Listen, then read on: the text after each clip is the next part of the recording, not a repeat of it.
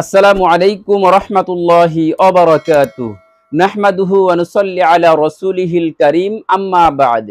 প্রিয় দিনী ভাই এবং বোনেরা, আজকে আপনাদেরকে ইকামতের উত্তর শিখিয়ে দিব। নামাজের মধ্যে মুয়াজ্জিন সাহেব ইকামত দেয়, এই ইকামতের উত্তরে মুসল্লিরা কিভাবে উত্তর দিবে, এই উত্তর আজকের এই ভিডিওতে আপনাদেরকে শিখিয়ে দিব ইনশাআল্লাহ। তো প্রিয় দিনী ভাই এবং বোনেরা, অবশ্যই আপনারা যদি ইকামতের ফজিলত সম্পর্কে জেনে থাকেন তাহলে আজকের এই ভিডিওটি আপনাদের জন্য অত্যন্ত গুরুত্বপূর্ণ একটি ভিডিও।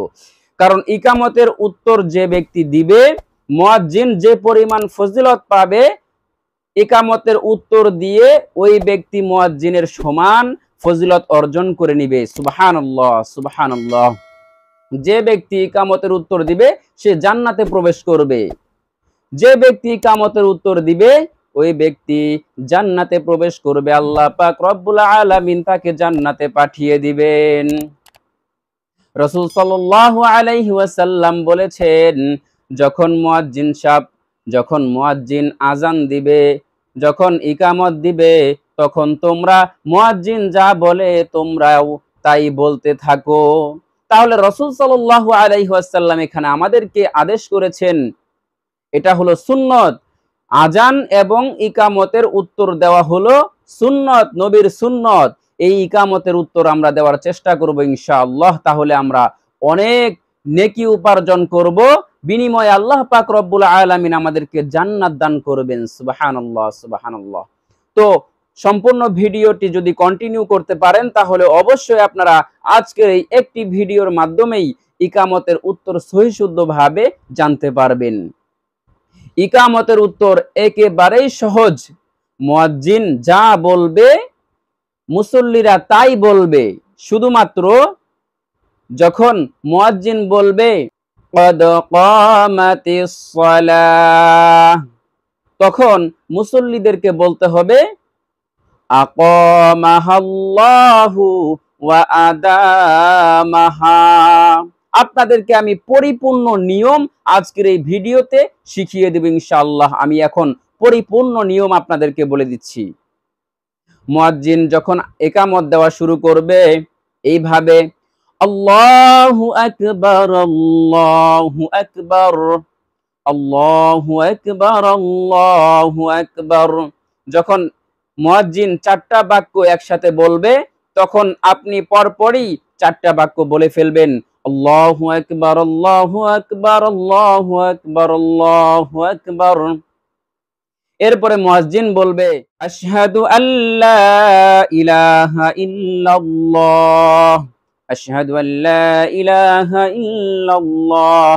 এরপরে আপনি বলবেন আশহাদু আল্লা ইলাহা ইল্লাল্লাহ আশহাদু আল্লা ইলাহা ইল্লাল্লাহ। এরপর মুয়াজ্জিন বলবে আশহাদু আন্না মুহাম্মাদার রাসূলুল্লাহ আশহাদু আন্না মুহাম্মাদার রাসূলুল্লাহ। আপনিও বলবেন আশহাদু আন্না মুহাম্মাদার রাসূলুল্লাহ আশহাদু আন্না মুহাম্মাদার রাসূলুল্লাহ। এরপর মুয়াজ্জিন বলবে হাইয়া আলাস সালাহ হাইয়া আলাস সালাহ। আপনি বলবেন তখন লা হাওলা ওয়ালা কুওয়াতা ইল্লা বিল্লাহ। এরপর যখন মুয়াজ্জিন বলবে হাইয়া আলাল ফালাহ হাইয়া আলাল ফালাহ, তখন আপনি বলবেন লা হাওলা ওয়ালা কুওয়াতা ইল্লা বিল্লাহ। এরপরে মুয়াজ্জিন বলবে ক্বাদ কামাতিস সালাহ ক্বাদ কামাতিস সালাহ, তখন আপনি বলবেন আকামাহাল্লাহু ওয়া আদামাহা।